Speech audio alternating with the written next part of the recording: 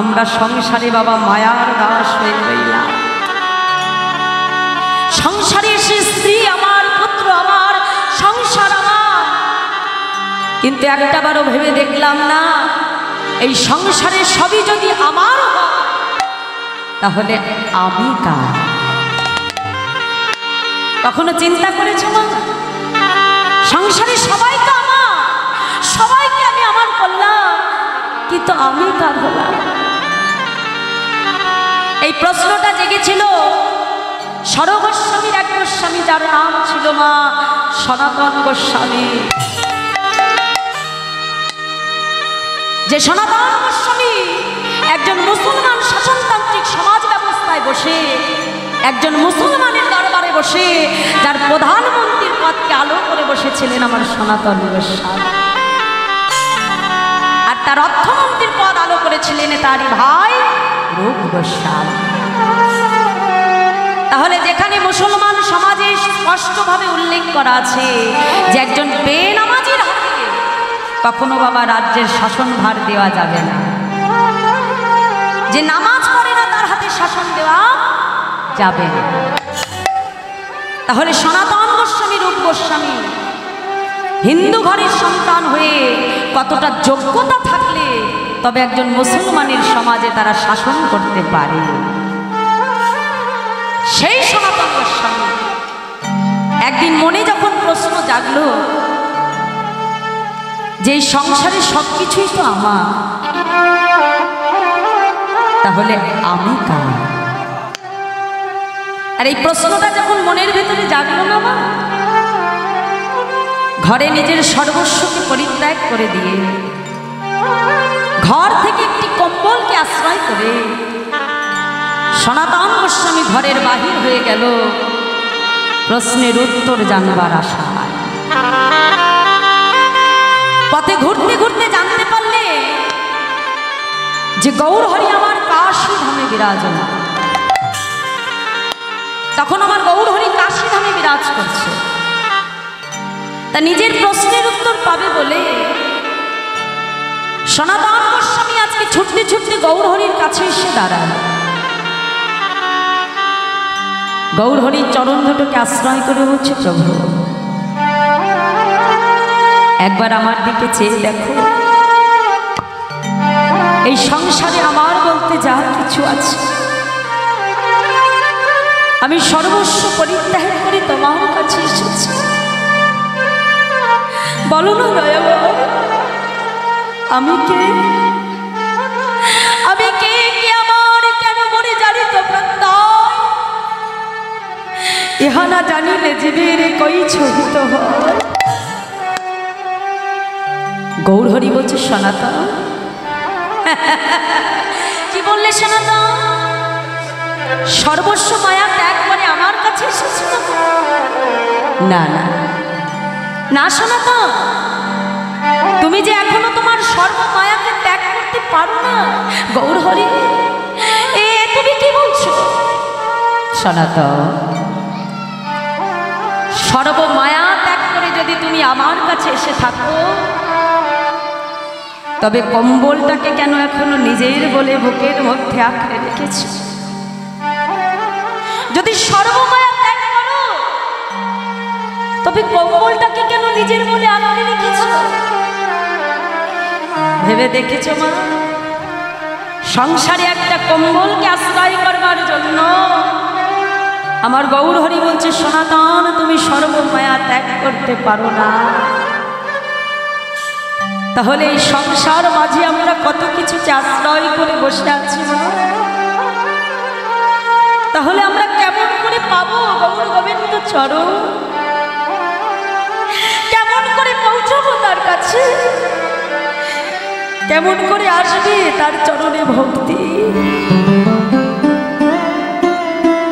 যেই না বলেছে সনাতন গোস্বামী ঘরের বাহিরে যে এক ভিখারিকে কম্বলটা দান করে শূন্য হাতে প্রভুর কাছে এসে দাঁড়ালো। প্রভু চেয়ে দেখো, আজ আমার এই সংসারে আপন বলতে আর কিচ্ছু না, আজ আমার নিজের বলতে কিছু নাই প্রভু।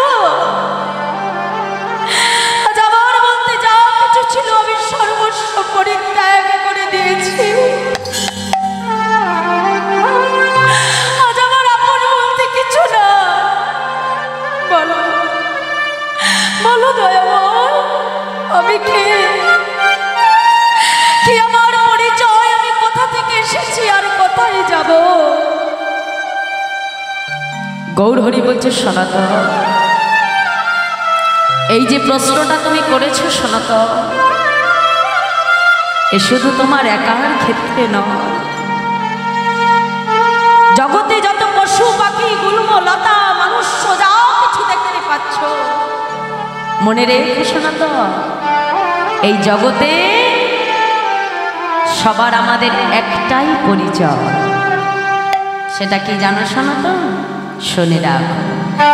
জীব নিত্য কৃষ্ণ দাস, জীব নিত্য কৃষ্ণ দাস, তাহা ভুলি গেল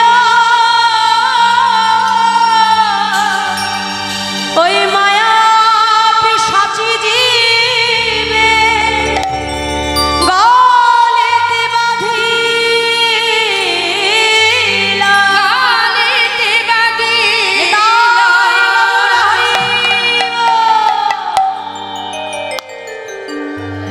জীব নিত্য কৃষ্ণ দাস তাহা ভুলি গেল ওই মায়া পিশাচী জীবের গলেতে বাঁধিল। আমরা সকলে কৃষ্ণ চরণের দাস, আর এই কথাটা যখনই আমরা ভুলে যাই, ওই সংসার মায়া পিশাচী আমাদের প্রত্যেকটা জীবকে বাবা গ্রাস করে নেয়। তাই আমাদের এহেন কলির জীবকে উদ্ধার করবার জন্য নবদ্বীপ মাঝে অবতীর্ণ হলে করুণার অবতার আমার দয়াল গৌর হরি। এই যে নরদেহটা আমরা পেলাম না, এই নরদেহটা পাওয়ার জন্য কিন্তু আমাদের প্রত্যেকটা জীবকে 80টা লক্ষ জনী ভ্রমণ করে তবে মনুষ্য দেহটা পেতে হয়। যে দেহটা দিয়ে আমরা এত পরিচর্যা করি, কোন অলংকার দেহে দিলে ভালো লাগবে, কোন বসন দিলে ভালো লাগবে, একটা কথা সবসময় মনে রাখবেন, এই দেহটা পাওয়ার জন্য আমাদের প্রত্যেকটা জীবকে 80 লক্ষ জনী ভ্রমণ করতে হয়। শাস্ত্র বলছে স্থাবর বিংশতি নবলক্ষাবলী জলজা কৃমি আরুদ্র সংখ্যক পক্ষী নাম 10 লক্ষ কম 30 লক্ষ কম পশু বানশ্চ চতুর্লক্ষানি মানব। অর্থাৎ সর্বপ্রথম বৃক্ষকুলে আমাদেরকে জন্মগ্রহণ করতে হয় 20 লক্ষ বার। তাহলে বৃক্ষকুলে জন্মগ্রহণ করতে হয় কতবার? 20 লক্ষ বার। কত নাম গাছ হয়েছি, জাম গাছ হয়েছি, গুল্ম লতা হয়েছি, এমন ভাবে জন্মগ্রহণ করতে করতে বাবা মুক্তি পেলাম কবে? যেদিন তুলসী বৃক্ষরূপে আমার জন্ম হল। ওই তুলসী বৃক্ষরূপে জন্মগ্রহণ করে যেদিন গৌর গোবিন্দ সেবায় লাগতে পারলাম, সেই দিন জলজ জীবন থেকে আমাদের, সেদিন বৃক্ষকুল থেকে আমাদের মুক্তি লাভ হয়ে গেল। তারপরে শাস্ত্র বলছে নবলক্ষানি জলজা, অর্থাৎ 9 লক্ষ বার আমাদেরকে জলের মধ্যে জন্মগ্রহণ করতে হয়। কত না ঝিনুক হয়েছি, শামুক হয়েছি, পোকামাকড় হয়েছি, তেমন ভাবে জন্মগ্রহণ করতে করতে মুক্তি পেলাম কবে? যেদিন শঙ্খরূপে আমাদের জন্ম। কেন মাইরা? শঙ্কর ধ্বনি যখন করা হয়, শঙ্কর ধ্বনিকে কি বলা হয়? মঙ্গল ধ্বনি, তাই তো? তাহলে যেদিন শঙ্খরূপে আমাদের জন্ম হয়, সেই দিন জলের জীবন থেকে আমাদের মুক্তি লাভ হয়ে যায়। তারপরে শাস্ত্র বলছে কৃমি অরুদ্র সংখ্যক, কৃমিকীট রূপে আমাদের জন্ম হয় 11 লক্ষ বার। আর এই কৃমিকীট জন্মের শেষ জন্ম যেদিন মধুকর অর্থাৎ মৌমাছি রূপে আমাদের জন্ম হয়, সেই দিন কৃমিকীট জন্ম থেকে আমাদের মুক্তি লাভ হয়ে যায়। তারপরে শাস্ত্র বলছে পক্ষী নাম 10 লক্ষ কম, পক্ষীকুলে আমাদেরকে জন্মগ্রহণ করতে হয় 10 লক্ষ বার। তাহলে পক্ষী জন্মের শেষ জন্ম কোনটা? দেখি মায়েরা একটু বলো তো। ময়ূর। বাহ, কারণ ময়ূরের পেখমটা কোথায় শোভা পেয়েছে? গোবিন্দ মস্তকে, তাই তো? তাহলে যেদিন ময়ূর রূপে আমাদের জন্ম হয় সেই দিন পক্ষী জন্ম থেকে আমাদের মুক্তি লাভ হয়। তারপরে শাস্ত্র বলছে 30 লক্ষ কম পশুবানশ্চ। এরপরে পশুকুলে জন্ম হয় 30 লক্ষ বার। আর পশু জন্মের শেষ জন্ম কোনটা? গাভী। যেদিন গোমাতা রূপে আমাদের জন্ম হয়, কারণ মায়েরা গাভীর দুগ্ধ দহন করে এনে ক্ষীরসর নবনী তৈরি করে সেই ক্ষীরসর নবনী আমার গোবিন্দ সেবায় লাগে। তাহলে যেদিন গোবিন্দ সেবায় লাগলাম সেই দিন আমাদের 80টা লক্ষ জনী ভ্রমণ শেষ হয়ে গেল। এবার 80টা লক্ষ জনী শেষ হওয়ার পর 24 মানব, অর্থাৎ 4 লক্ষ বার আমাদেরকে মনুষ্যকুলে জন্মগ্রহণ করতে হবে। তাহলে এই 4 লক্ষ মনুষ্য জন্মের মাগো কোনো জন্মে হয়তো দেখা গেল যে ভগবান আমাকে হাত দিল, চলবার মতো চরণে ক্ষমতা দিল, কিন্তু তুমি যে বদনে গোবিন্দের নাম উচ্চারণ করবে, উচ্চারণ করবার মতো বাক শক্তি তোমাকে দিল না। আবার কোনো জন্মে তুমি হাত পেলে, চরণ পেলে, কিন্তু গোবিন্দকে দেখবার মতো দুটো নয়ন ভগবান তোমায় দিল। তাহলে আজ আমরা সর্বস্ব পেয়েছি, আমরা ভাগ্যবান। তাহলে বাবা শাস্ত্র বলছে এই সর্বস্ব কিছু পেয়েও যদি কৃষ্ণ ভজনের দুর্লভ চরণ পেয়ে যদি আমরা কৃষ্ণ ভজন না করতে পারি বাবা, তাহলে এই জন্ম মৃত্যুর চক্রে বারংবার কিন্তু প্রত্যেকটা জীবকে আবর্তিত হতে হবে। একবার জন্মগ্রহণ করতে হবে আর একবার মৃত্যুবরণ করতে হবে। তাহলে এই জন্ম মৃত্যুর চক্রে বারংবার আমরা আবর্তিত হব বাবা। মুক্তি তোমার ততক্ষণ হবে না যতক্ষণ এই দেহটা তোমার গোবিন্দ সেবায়। তাহলে প্রত্যেকের দেহকে গোবিন্দ সেবায় লাগানো, হরে নামের দিকে টেনে আনবার জন্য অবতীর্ণ হলেন আমার করুণার অবতার দয়াল গৌর। তাহলে কিসের দ্বারা প্রভু হরিনামকে, হরিনামের দ্বারা প্রভু জগৎ জীবকে একত্রিত করলেন। মনিটারটা একটু বাড়াবেন, মেন ভোকাল জয় রাধা। তাহলে হরিনামের দ্বারা প্রভু সবাইকে এক জায়গায় আনলেন, তাই তো মায়েরা? এই যে দেখো আজ তোমরা হরিনাম এখানে হবে বলেই এসেছো, তাহলে আমরা হরিনামকে ভালোবাসি বলেই এসেছি, তাই তো? তাহলে এই হরিনামের বন্যায় আমার প্রভু সবাইকে ভাসিয়ে নিয়ে গেছিল। সেটা কত বছর আগে? 539 বছর আগে। 539 বছর আগে আমার প্রভু এই হরিনামের বন্যা এনেছিল। আর শুধু তখন নয়, এখনো সবাই ভাসছে এই হরিনামের বন্যা।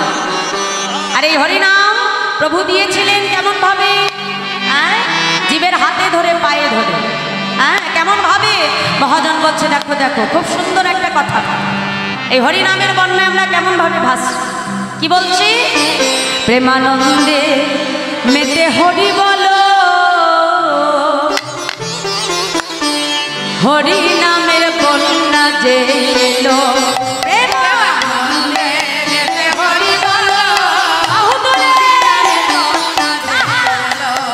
প্রেমানন্দে মেতে হরি বলো, হরি নামের বন্যা যে এলো, প্রেমানন্দে মেতে হরি বলো, হরি নামের বন্যা যে এলো, প্রেমানন্দে মেতে হরি বলো, হরি নামের বন্যা যে এলো, প্রেমানন্দে মেতে হরি বলো, হরি নামের বন্যা যে এলো। বন্যারে যাই বলি হারি, ও তার তরঙ্গ ভারী, বন্যাটাই বলি হারি, তার তরঙ্গ ভারী, বন্যার যাই বলি হারি, ও তার তরঙ্গ ভারী, যাই বলি হারি।